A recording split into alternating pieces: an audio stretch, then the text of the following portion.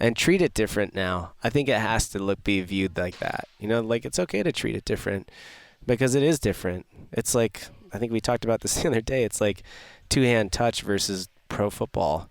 You guys can go play two-hand touch at Thanksgiving and have a lot of fun, but the second that you're trying to make it to the pros, it might not be fun anymore. This is episode number 60 of Pursuing Health with Chris Spealler. Welcome to Pursuing Health. I'm Julie Fouché, family medicine resident and former CrossFit Games athlete. Here, I bring to you information and inspiration from experts and everyday individuals for how to use lifestyle to maximize health. Thank you so much for joining me. Now let's get started with this week's episode. Hey there, welcome back to Pursuing Health. The CrossFit Games are now just around the corner, and to celebrate, I'll be doubling up on podcast episodes until that time. This week, we have two CrossFit legends in episode 59 and 60 with Annie Sakamoto and Chris Spealler. In this episode, I sit down with Chris at Power Monkey Camp in Tennessee a few weeks ago. We had a great conversation about his evolution as an athlete, a trainer, and an affiliate owner over the past 10 plus years in CrossFit. A little bit of background about Chris before we get started. He found CrossFit after his Division I college wrestling career and was quickly attracted to the competitive side of CrossFit. He's competed in the CrossFit Games 7 times since 2007 and has had 3 top 10 finishes to his name in 2007, 8, and 10. He was also awarded the Spirit of the Games in 2010. After his performance in 2014, Chris made the decision to retire from competition and instead train for life. But with the introduction of the Masters 35 to 39 age group category this season, he's recently made the announcement that he'll find himself once again on the competition floor in Madison. He's also an owner and coach at his affiliate, CrossFit Park City, and he's a longtime member of the CrossFit Seminar Staff, having taught at over 300 seminars around the world. Today, he runs a successful and wide-reaching online program called Icon Athlete, also through Beyond the Whiteboard. Chris is also a husband and a father of 2, and he enjoys spending time outside with his family whenever he can. A few quick reminders before we get started with the episode. First, if you're enjoying the podcast, please head over to iTunes to subscribe and consider giving it a rating. I'm also always looking for inspiring stories to share. So if you or someone you know has used lifestyle to overcome a serious health challenge, please send your story to me at info@juliefouché.com, and I'll select some to share here on future episodes. To check out my online training program through Beyond the Whiteboard, visit beyondthewhiteboard.com/Julie Fouché. Finally, please remember that although I'm now officially a doctor, this podcast is meant to share the experiences of individuals and does not provide medical advice. So with that, let's get started here with episode number 60 of Pursuing Health featuring Chris Spealler.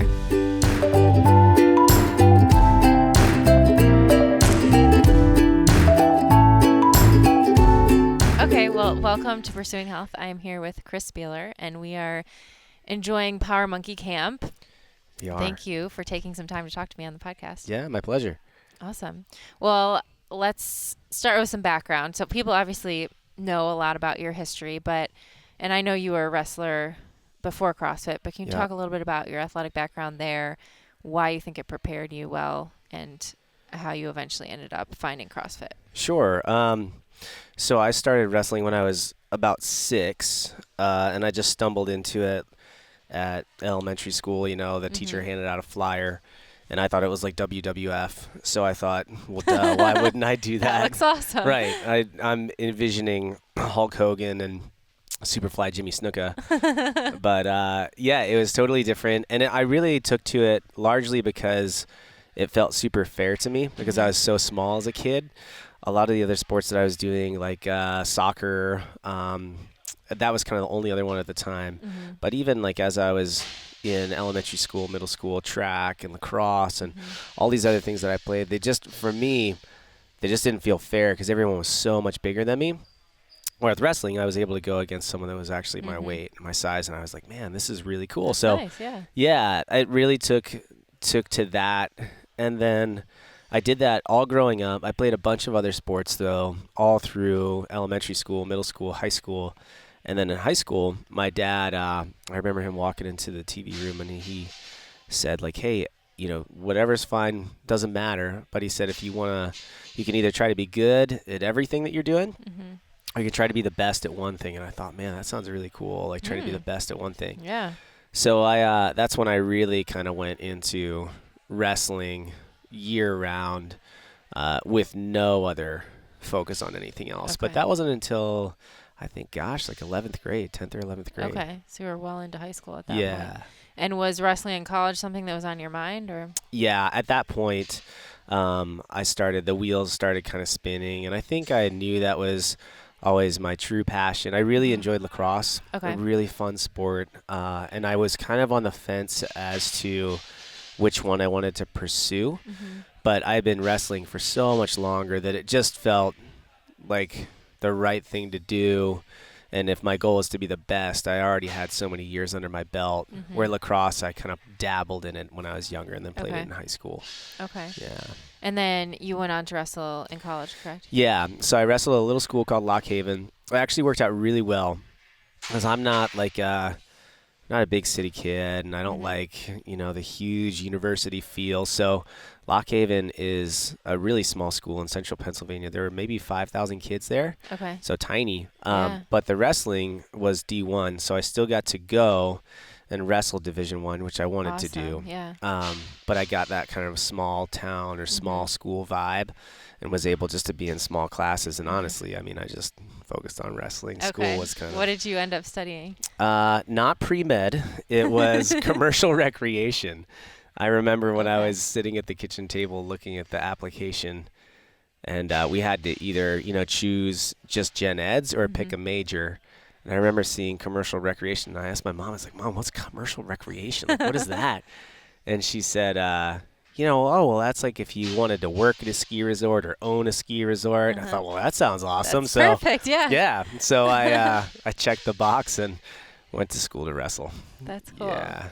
And then what happened? How did your wrestling career kind of come to a close, and what happened after that? Yeah, so I wrestled going into, it's pretty common, I'm not sure what it's like in other sports, but it's pretty common in wrestling for most guys to redshirt their freshman year.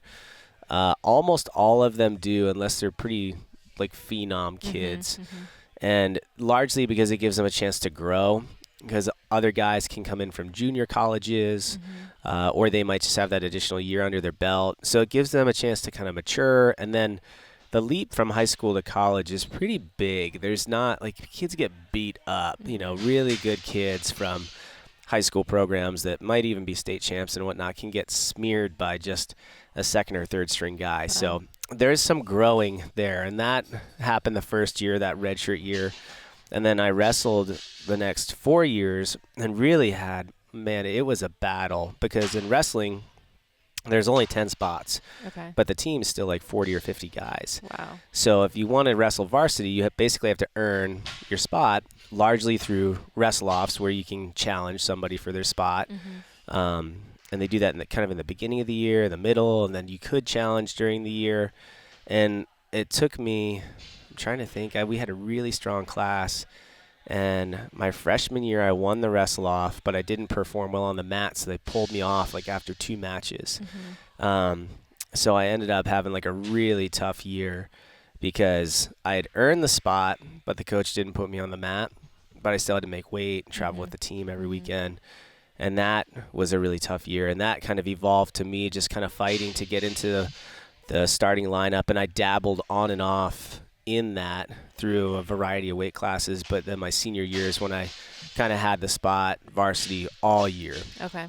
And that, so that was kind of a 5-year process. And then when I was done, I had a couple opportunities to even go to the Olympic Training Center, but at the time my heart just wasn't in it anymore. Okay. And I just knew that it was time to kind of say goodbye. Yeah. Okay. And what did you do at that point? Was this pre-CrossFit, or at what point did you end up?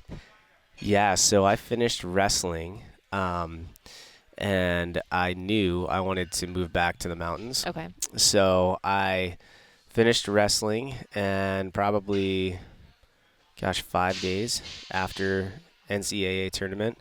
I packed up my Jeep, and my dad and I drove to Utah, and I did my internship at a place called Wasatch Adventure Consultants, and it was like, I thought it was going to be this big outdoorsy thing, you know, where we took these corporate groups on these adventure things, but it was a lot of time behind a desk, and I hated it. And I basically spent the next 4 or 5 years being a ski bum, like full on. Were you get paid $9 an hour? Okay. Were you like teaching skiing or working in the resort? Yeah, so I would in the winters I would work in a ski shop, and I either would like run the repair shop and wax skis and fix them, or I would work on the sales floor and sell them. And in the summer, there were a couple summers where I taught some mountain biking stuff with some kids, but largely in the summer I just wrenched on bikes. It was in the same shop, and I would just kind of make the transition from ski to bike, and all the while just lifting at the gym and riding my bike. And so fitness was still important to you at that point. You were still working out. It's not like you had completely given up on it after saying goodbye to wrestling. Yeah, it was actually a really hard time in life because wrestling was this outlet, you know, and like I'm sure like you experienced in the past with some of your background. It's like once you do that for so long and then you stop, it's like it's over. Yeah, you don't know what to do. Yeah. So I was really struggling for about 3 years there, and for a while there, I mean, I would just work out like crazy just because I didn't know what else to do. Like go to the gym and I'd lift and I'd go run, and so like, you know, and then I'm riding my bike and skiing. So it sounds like there's a glamorous life, which it's not a bad thing, but it was really hard because I didn't know what I wanted to do with my life, and I didn't really have much direction with working out. I just knew I liked to work out a lot, and I didn't like personal training. I tried that. So it was always this really important piece, but there was that 5-year window there where it was really tough, and then I stumbled into CrossFit. And what was that like? How did you first come across it? Man, so a friend of mine, he was actually a Young Life kid, and I used to volunteer for Young Life in Park City, and he had gone in the Marines, and he told me, I stumbled into him on a Young Life trip while he was in the Marines, and he stopped by and said, hey, and this is in 2006, and he said, hey, we do this stuff called CrossFit, you got to check it out, just like everybody else. I was like, yeah, whatever, you know. Sure. And I found it, like did a little Google and found it online, and I remember the first workout was Cindy. And I thought, okay, I'll give it a try. At the time, I was working out with Eric O'Connor. So he's a guy that works at the gym with me now and stuff, and is on level 1 staff and a bunch of stuff. But at the time, we were doing a bunch of West Side barbell things and just like lifting weights in the morning together. And he thought I was nuts. He was like, whatever, man. Like, I'm not going to do that. And I told him, I was like, I'm going to just try it for 8 weeks. And so I tried it. And it was the first time that I think I felt like I was doing sport again, which is what it really drawed me to it. It wasn't like I was just working out aimlessly, and I don't know why. Like, I don't know if it was the comment section back then. Maybe. And I think it was just the structure. You know, there's always something different, and I wasn't just sitting on a machine anymore. So that is really what drew me in and lured me in, was this feeling like it was more sport than it was just working out. And how did you then drag Eric into it? About a week later, I think he was kind of curious what was going on, and then he just started working out with me, and that snowballed into us doing workouts together at the Globo gym or just whatever, going to the park and doing stuff. But there were maybe 100 affiliates in the world then. Wow. It was so small. And can you just talk about what those early days were like when you would be posting your scores online or doing the workouts, trying to learn the movements from videos? Yeah, I don't know. I mean, it's funny. Like, people have so many resources at their fingertips now, and we just didn't. There was just CrossFit.com, and we would look at videos of Annie or this guy Brendan Gilliam that probably most people have no idea who he is now, but at the time he was like, this CrossFit stud, and we would just watch videos, and half the time I didn't even know where to find the videos. I remember the first time I did a wall ball shot, I was like, what the heck is a wall ball shot? So I picked up like one of those D-balls at the gym, and there was a dividing wall between like the weightlifting side and the machine side, free weights and machines. Yeah. and I would just throw the ball at the wall. You didn't know there was a 10-foot No. target or anything. So I just like throw it straight at the wall, let it drop, and pick it up and throw it straight at the wall. It's much easier. Awesome. Much easier. So yeah, it was just so young and so new, and it was so small, like this super community oriented vibe that is still there, but when you get like, you could just sign up for the CrossFit Games. Like, you remember that stuff, you know? It's like you just sign up and you show up, and it's like a barbecue, and you're in a dirt pit, and no one had massage tables and their programmer and their coach, and it was just like literally you just show up at a ranch and work out. So it was vastly different. Yeah. And so obviously you went then to the games that year when it was at a ranch and it was a barbecue and you could just show up. At what point did you start trying to take it as a serious competition, or this was going to be your new sport? Yeah. And I think you and I are probably fortunate enough that like I feel like we sort of evolved with it. There almost wasn't a choice. If we decided we were going to do it, we had to. You just had to do more. Right. To get back there, you had to evolve. Yeah. So that's, I think, like for me, my experience was 2007 and 2008. It was like I just work out an hour a day and whatever. And then 2009 and 2010, it got a little bit more serious because now there were like the competition was bigger. You had to do more workouts. So now programming started to come into play because it's trying to get stronger. You had to kind of think about how much you needed to do so you prepared for the competition. So First that like qualifiers leading into it. Yeah. So that kind of like bubbled up a little bit and it got bigger. And then 2011 and 2012, after 2010, I think there's a real defining. I agree. That was such a big jump from 10 to 11, I think. Yeah, like CrossFit has now arrived as a sport. Yeah. And then I would even say the same thing happened from like 11 to 13. You know, it was like from 11 and 12, you can still see now it's like a sport for sure. And then 13 and 14, in my experience, was like now this is a full-time job. If I want to go back and I want to try to win, or in a lot of cases, if I even just want to make it back, like this is a full-time gig. And a lot of sacrifice has to be made now. So it just kind of evolved, and I think because I knew I still had potential, I just kept showing up. And until I realized it was healthier for me to not be there is when I decided to not treat it like a sport. And I want to talk about that in a little bit, but do you have any favorite competition memories from all of your years at the games? Gosh, yeah. There's just too many. Yeah. Right? It's almost like every year. There's at least one for every year. Yeah. I mean, Amanda, right, was one of the coolest. That one when the jets flew over. That was so cool. It's like, oh my gosh. That was my first ever games event. It was the coolest. And like barely anybody in the stands, but it still felt so cool. Yeah. So that was probably in 2010, 2011. Pushing the dog sled was super cool, like everybody freaking out. 2012 is when I like eked out Graham on the triple threes and like dived across the track. And then 13 I didn't make it. In 2014, like even though I don't know what I was thinking, I had the completely wrong approach, but finishing the first round of the clean ladder in the stadium, it's just like, that was real. That talk about a change too in the environment in that stadium from 2010 to now. Yeah. I mean, what an amazing environment. Crazy. Yeah. I mean, more stands were built to hold the people, and now, you know, the Jumbotrons up and you're on ESPN, and it's just like night and day. Cool. Yeah. So cool. So obviously you evolved a lot as a competitor, and then 2013 you missed, correct? Missed the games. So what was that?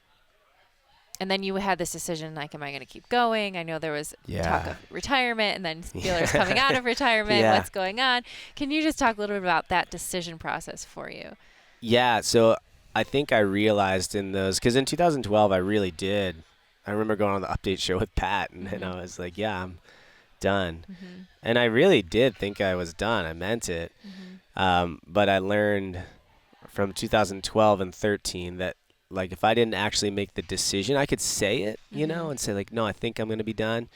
But if I didn't decide and have people to hold me accountable to that decision, I wasn't going to be done. It's just not in my personality, you know? So, well, it's so hard too. It's not like a sport like basketball or something. Like it's what you do to stay healthy. It's what you're going to do every single day. So you can't just, it's not like wrestling. You can't just stop doing it, you know? And then you go in the gym to work out to be healthy, and you're like, well, maybe I should do another workout.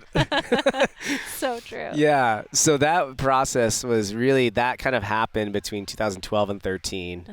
And then I decided to try it again in 13. And then obviously when I didn't make it, I was like, I can't finish like that. Don't end it that way. Yeah.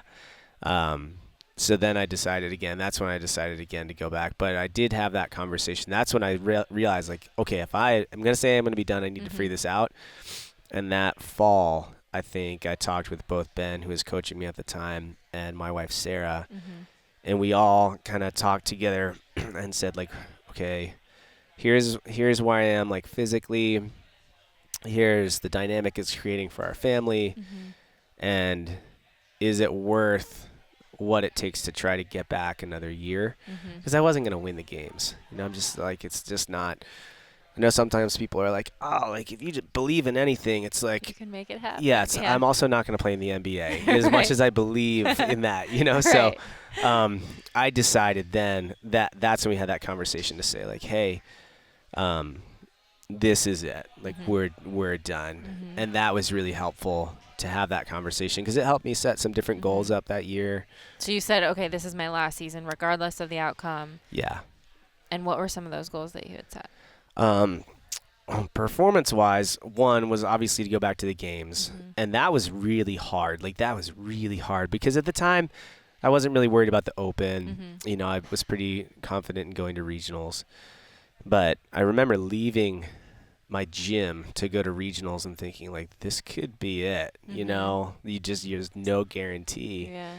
And so that was really hard. I remember getting ready and, like, being super emotional. And Sarah was asking me, are you okay? And I'm just saying, like, look, I'm confident and I believe in myself, but, like, this could be it, babe. You know? So last time, yeah.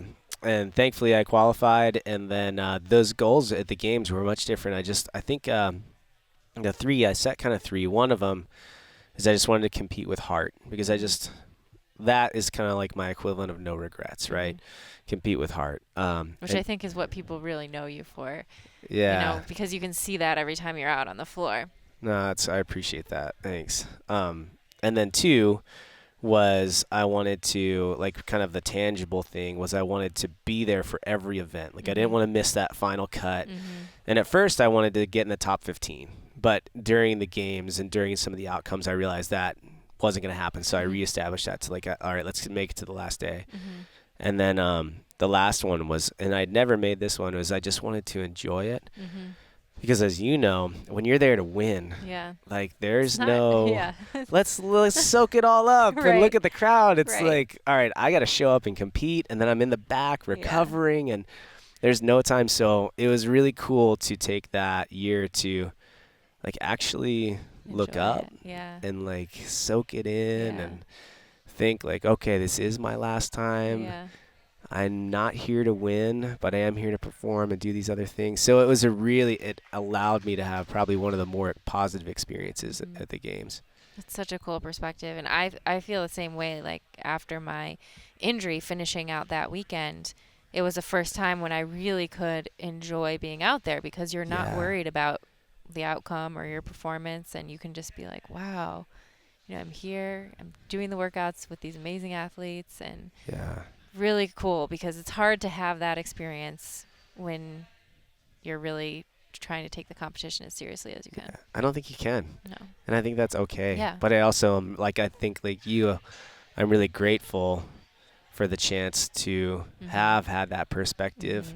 I think I would rather finish it like that than, like, have been there and placed in the top 15 or the top 10 and been like, I don't even remember it. Right. And not enjoyed it. Yeah. That's so true.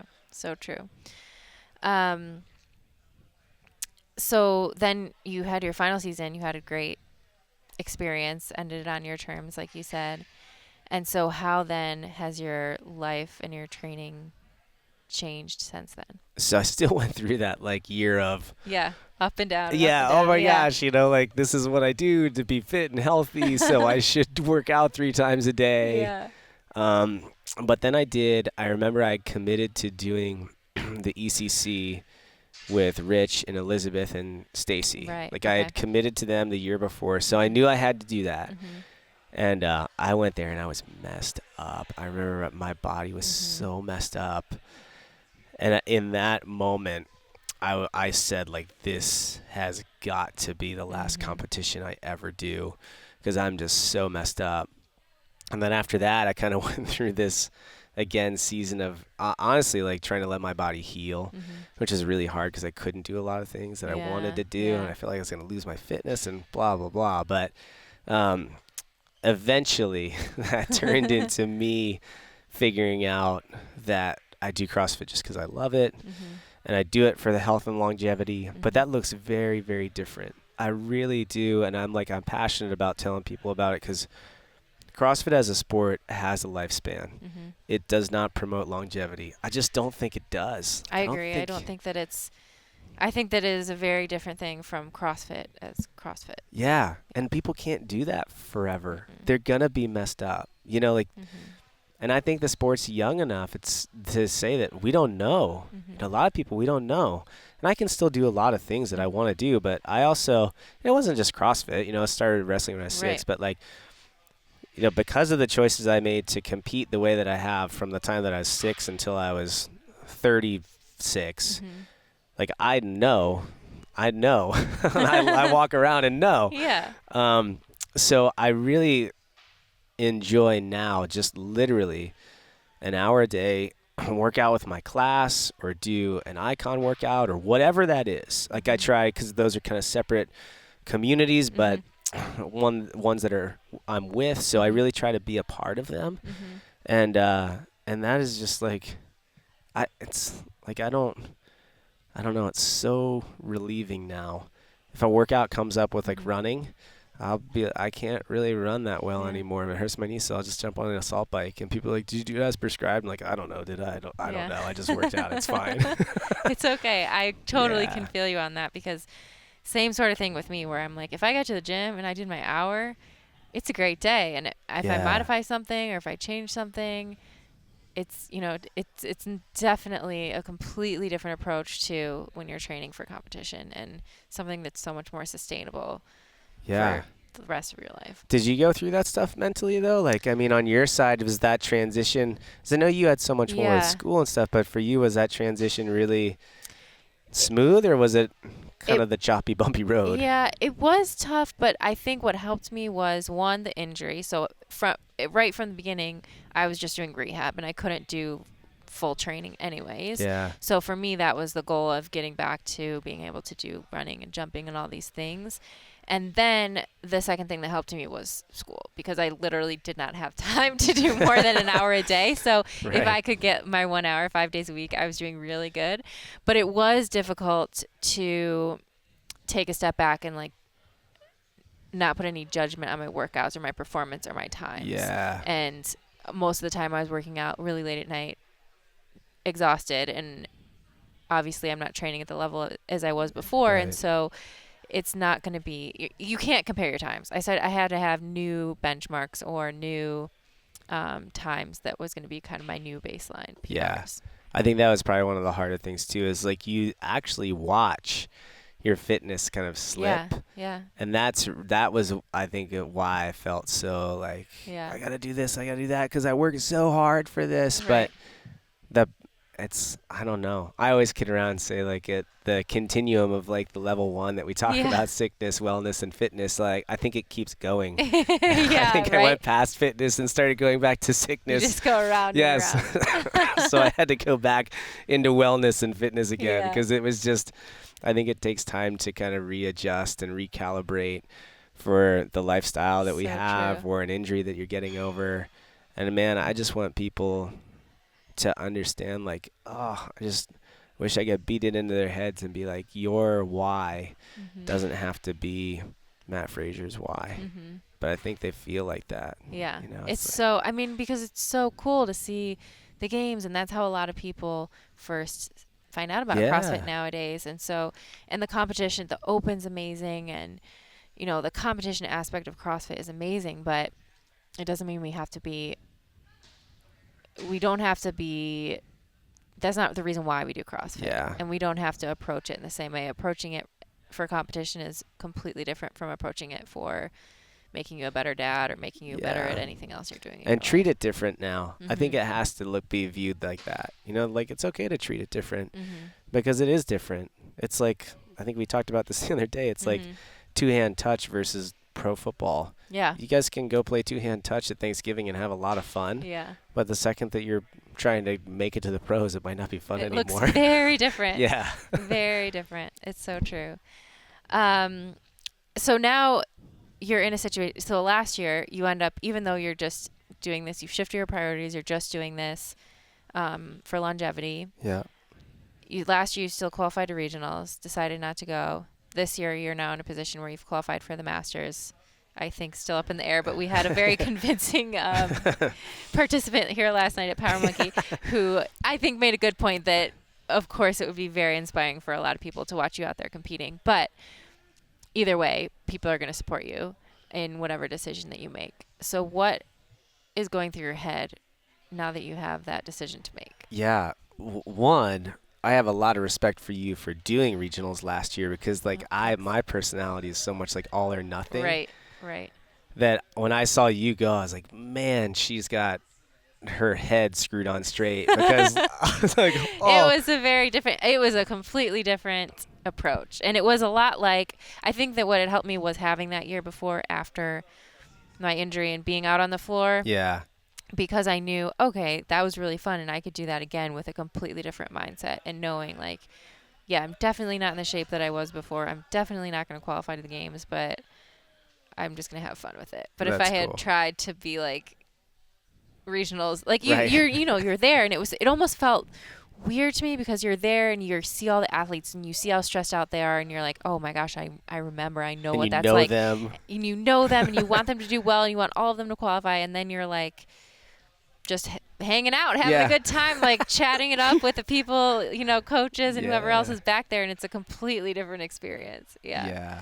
So that I just wasn't there yet. Yeah. And I think it was probably better that I didn't, because I would have broken myself somehow.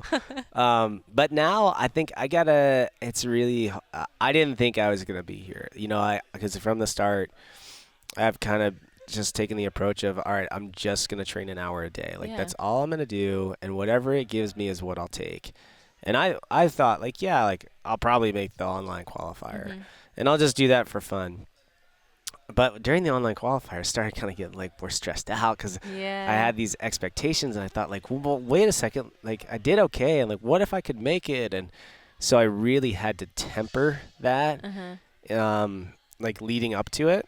Okay, still an hour a day, and then even during it, trying to just let it be and still live my life. Right. I think I did a workout on Friday night. I did 2 workouts on Saturday, and on Saturday night I went and watched motocross with my friends and got home at midnight. Yep. And instead of going to bed at 9:30 or whatever. Still not letting this interfere with my life.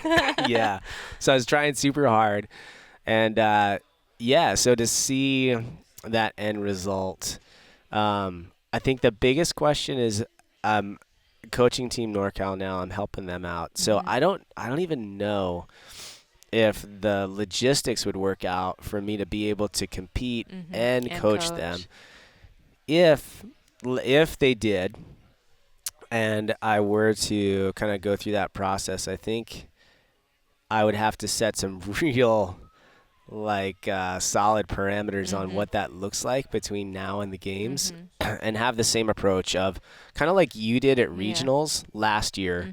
I think is how I would have to approach the games this year, because I'm not willing to give up the lifestyle that I have now and the time that I have with my family anymore And, like I'm going to go ride my bike. And if I crash my bike and, whatever, messed myself up, then so what? Then you I won't was go, riding yeah. my bike, Yeah.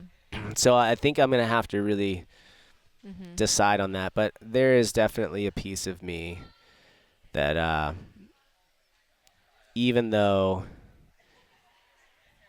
it won't, in my mind, be anything like the last time I was Mm-hmm. there, and I don't want to try to replace any Mm-hmm. memories, I do think it would be kind of cool to say I was at Aromas and the StubHub That and would Madison. be really cool. Yeah, so that's kind of tempting along with people's comments as well. Yeah. It's hard to say no to comments like that. Yeah. But either way, we'll be excited to see what you do. I appreciate it. So I want to finish the podcast with 3 questions I ask everyone. Yeah. The first one is 3 things that you do on a regular basis that have the biggest positive impact on your health. The most positive impact on my health. Yeah. Okay. Like, does it have to be physical health? No, any kind okay, of cool.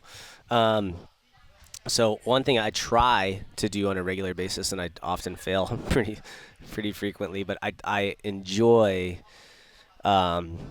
learning. It's funny because we're on a podcast. Yeah. I enjoy learning through podcasts. Same, yeah. A lot about scripture, a lot about the Bible, and just like understanding what it is. It's like, oh my gosh, it's mind blowing to learn some of the things behind just like how it was written and who it was written by and what that looks like and how that all intertwines into this really awesome theme and story. So that is one thing I think for my health really keeps me kind of grounded.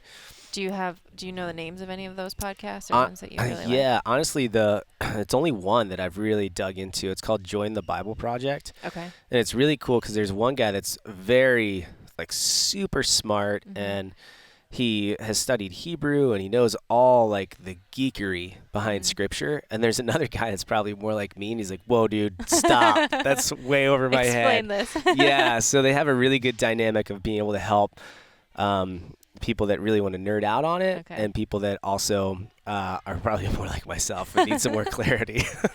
That's awesome. So that's one thing. Okay. 2, and I'm not good at this. This is something I'm really not good at that I really want to work on is maximizing quality time outside of gym and work. So I really am a better dad and husband when I get a workout in. And also I think I'm much more productive when I do things like step back from the gym and to go out with the family and like do a long mountain bike ride or go out with my buddies and go skiing for the morning or whatever that is. There's things that like I'm passionate about outside.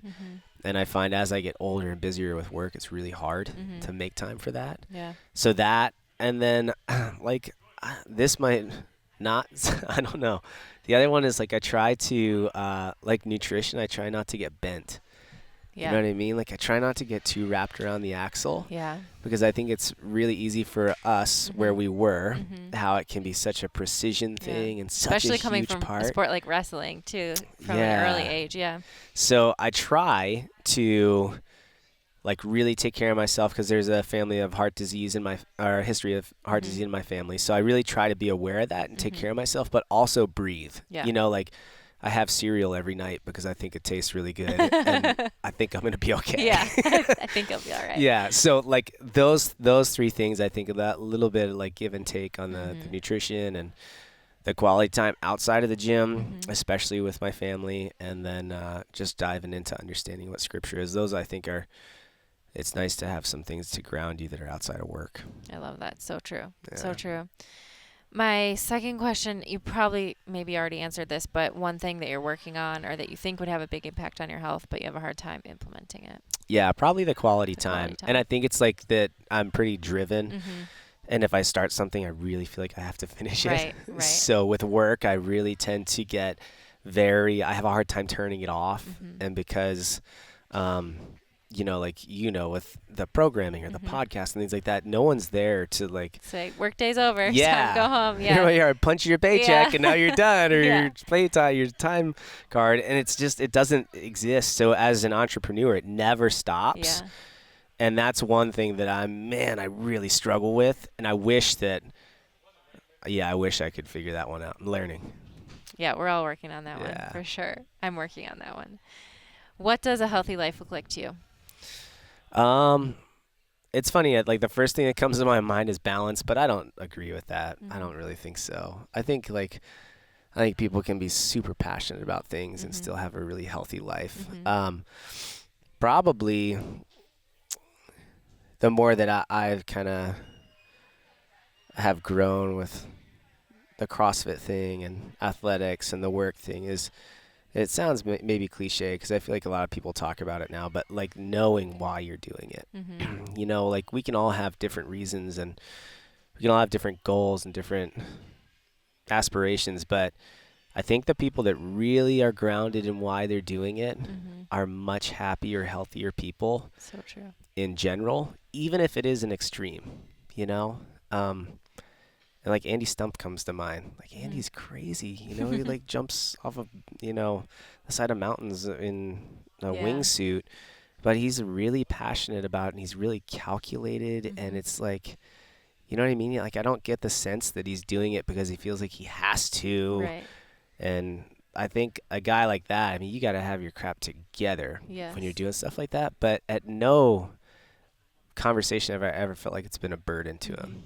So I think he's a good example, and I'm sure there's tons of others that are people that really know why they're doing it and not just doing it because they feel like the outside pressure or they feel like the pressure they put on themselves is the reason. Right. It really brings them joy or satisfaction. Yeah, for sure.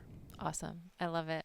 Well, thank you so much for sitting down with me. Yeah. It's been fun to hear more from you at camp this week. So yeah, my pleasure. Thanks for having me. Cool. Thanks so much for tuning into this episode. Since talking to Chris at Power Monkey Camp, he has actually accepted his invitation to compete in the Masters Division of the CrossFit Games this summer in Madison. And I know it will mean a lot to so many people to see him back out there enjoying the experience, and we'll all be cheering him on from the stands. I love how Chris has been able to shift his focus from training for competition to training for life over the past few years.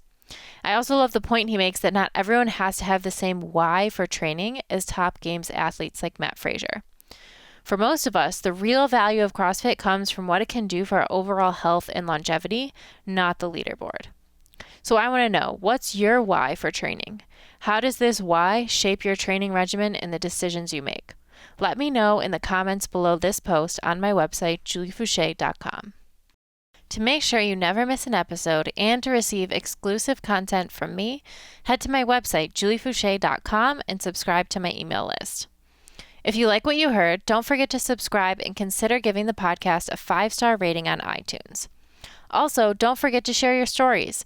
If you or someone you know has used lifestyle to overcome a serious health challenge, please send me an email at info@juliefouché.com.